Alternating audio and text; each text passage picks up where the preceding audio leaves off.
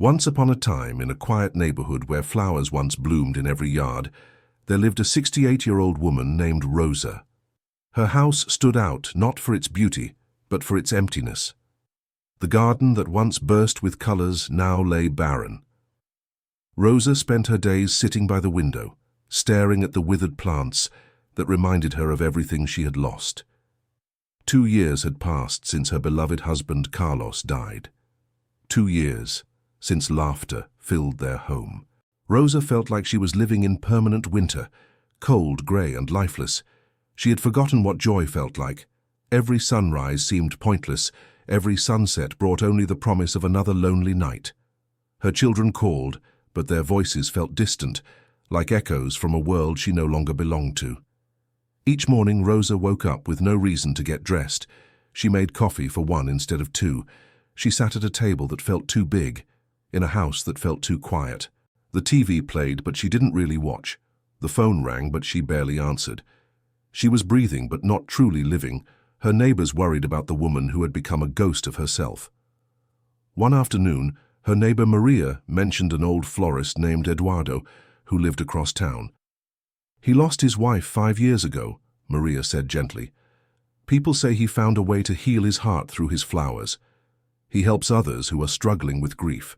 For the first time in months, Rosa felt something stir inside her chest. Not quite hope, but perhaps curiosity. Rosa hesitated for days before finally deciding to visit Eduardo. She put on her best dress, the one Carlos used to compliment, and walked slowly through streets she hadn't explored in years. Her heart pounded with each step. Part of her wanted to turn back, to return to her familiar sadness. But something deeper urged her forward, toward this stranger who supposedly understood her pain. She found Eduardo in his small flower shop, his weathered hands gently tending to a wilting rose. When he looked up, his eyes held the same depth of sorrow she recognized in her own mirror. "You've lost someone precious," he said softly, not as a question, but as a statement. Rosa nodded, tears immediately filling her eyes. For the first time in 2 years, someone truly saw her pain without trying to fix it or rush it away. Eduardo shared his own story. His wife, Isabella, had died of cancer 5 years ago. He had wanted to die too, to join her in whatever comes after. "But one day," he said, touching a blooming lily, "I realized that my love for her didn't have to die with her. It could grow into something beautiful, something that honors her memory while allowing me to live again." Eduardo led Rosa to a small plot behind his shop, 4 empty garden beds arranged in a square. "I want you to create a garden," he said. "Each section will represent a season of life. But here's the challenge. You must tend to all 4 seasons equally, understanding that each one has its own beauty and purpose." Rosa began with spring, her tears mixing with the soil as she planted tiny seeds. "Grief is like planting," Eduardo explained, watching her work. "You must bury what you love deepest before you can see it bloom in a new form. These tears aren't weakness. They're the water that helps love grow in different ways." In the summer section, Rosa learned to care for growing plants, even when her heart ached. Some days she didn't want to water them, didn't want to see life flourishing when Carlos couldn't. But Eduardo taught her, love isn't just about the joy. It's about showing up, even when it hurts. Especially when it hurts. The autumn section taught Rosa about letting go with grace. She planted flowers that would bloom beautifully before naturally dying. "See how the leaves don't fight the falling?" Eduardo observed. "They surrender with such elegance. There's beauty in endings when we stop fighting them and start honoring what was."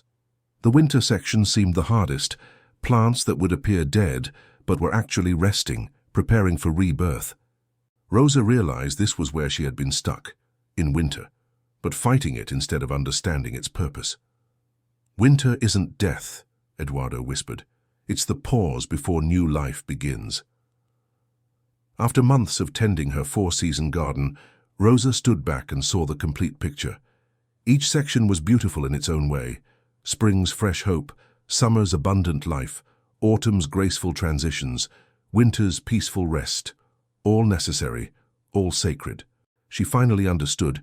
Grief wasn't her enemy. It was another season of love. Rosa returned home a changed woman. She began tending to her own neglected garden, but now she saw it differently. She planted flowers Carlos had loved, not as monuments to death, but as celebrations of love that continues. She started inviting neighbors for coffee, sharing stories that made her laugh through tears. As the sun set over Rosa's renewed garden, she whispered to Carlos as if he were sitting beside her, "I learned something beautiful, my love. Missing you doesn't mean I can't be happy. Loving you doesn't end with death. It just grows in new ways." She smiled, finally understanding that a heart can hold both sorrow and joy, both memory and hope, both grief and gratitude, just like a garden holds all 4 seasons in its eternal cycle of love. If this story touched your heart, please give it a like to help others find this message of hope. What season is your heart in right now? Share your thoughts in the comments. Your words might be exactly what someone else needs to hear today. Don't forget to subscribe to English and Stories for more inspiring tales that remind us that even in our darkest moments, there's always a seed of light waiting to grow. See you in the next story with new lessons about the beautiful journey of being human.